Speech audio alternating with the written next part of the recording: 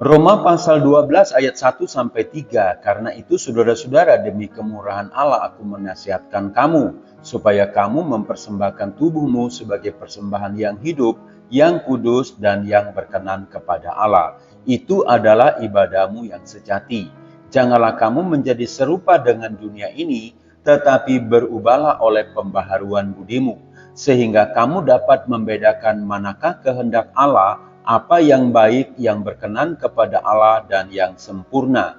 Berdasarkan kasih karunia yang dianugerahkan kepadaku, aku berkata kepada setiap orang di antara kamu, janganlah kamu memikirkan hal-hal yang lebih tinggi daripada yang patut kamu pikirkan, tetapi hendaklah kamu berpikir begitu rupa sehingga kamu menguasai diri menurut ukuran iman yang dikaruniakan Allah kepada kamu masing-masing. Ibadah yang sejati.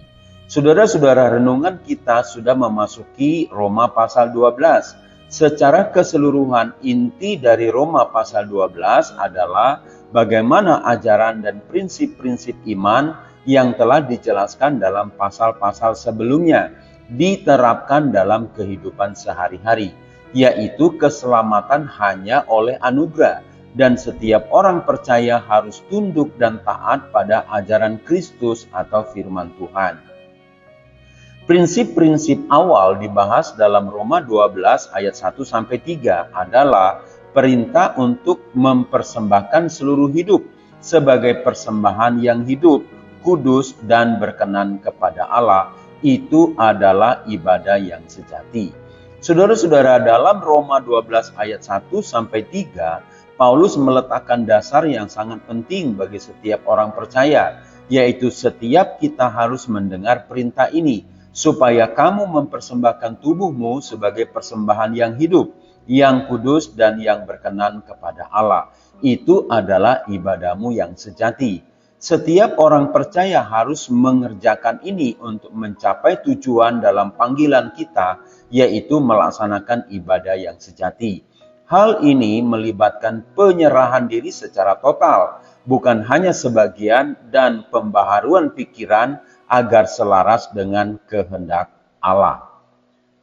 Saudara-saudara, dengan kata lain, Roma 12 ayat 1-3 adalah panggilan untuk menyatakan pada dunia hidup yang diperbaharui dan dipersembahkan sepenuhnya kepada Allah, disertai dengan kerendahan hati dan kesadaran akan karunia yang berbeda-beda dari setiap orang untuk saling membangun.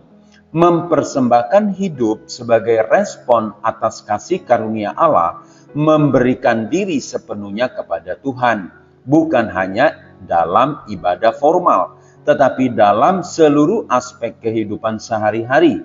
Persembahan yang sejati adalah persembahan tubuh. Ini berarti hidup yang diperbaharui oleh Roh Kudus. Saudara-saudara, firman Tuhan katakan dalam Matius 5 ayat 14, kamu adalah terang dunia. Kota yang terletak di atas gunung tidak mungkin tersembunyi. Artinya, setiap orang percaya harus menampakkan identitasnya sebagai murid Kristus kepada setiap orang yang ada di sekitarnya. Jangan malu mengakui sebagai murid Kristus. Mari bersaksi dan melayani bersama kami, HOR Ministry.